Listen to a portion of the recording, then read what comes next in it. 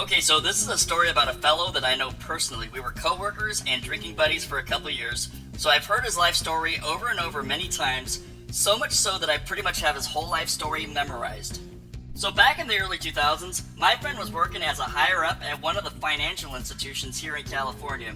He was pretty much on top of the world, making bank, and life just couldn't get any better for him. He had the perfect wife and kids, he had the perfect job, and he had the perfect house.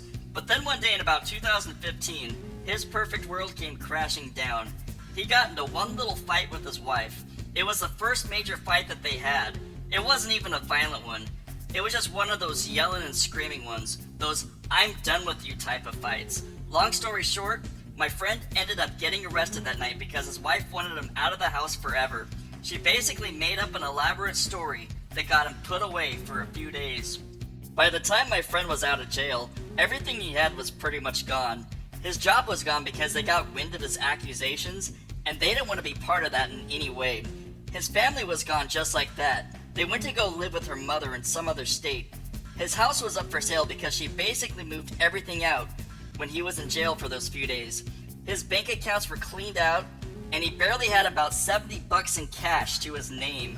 That's right, $70. He had $70. That was what he had on him when he got arrested, and he had the clothes on his back. She took the car, she took the accounts, the house, all because they were married and she could legally do so. He basically had to start from square one overnight. He was straight up homeless. He went from a white-collar big shot to homeless on the streets in a matter of 7 days.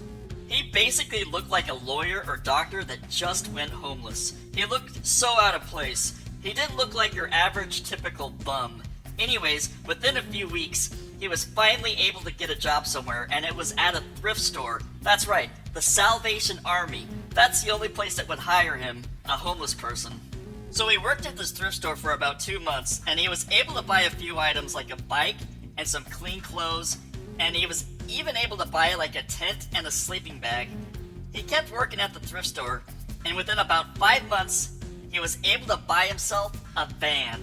The van was an older van. It was from the 70s or 80s, and maybe cost him about $800 or so, but it sure beat sleeping out on the streets. The van had basically everything he needed to stay safe and clean. He continued to work at the thrift store and live in the van. By 2016, he was able to get a better job at a local grocery store.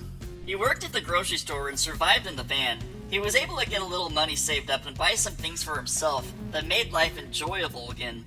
By 2017, he became one of the assistant managers at the grocery store, and he was able to get himself a studio apartment not far from his work site.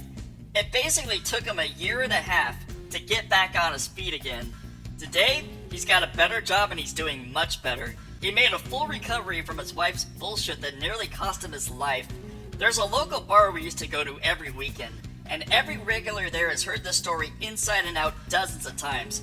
He spreads the word about how women in marriage can be devastating to a man's life.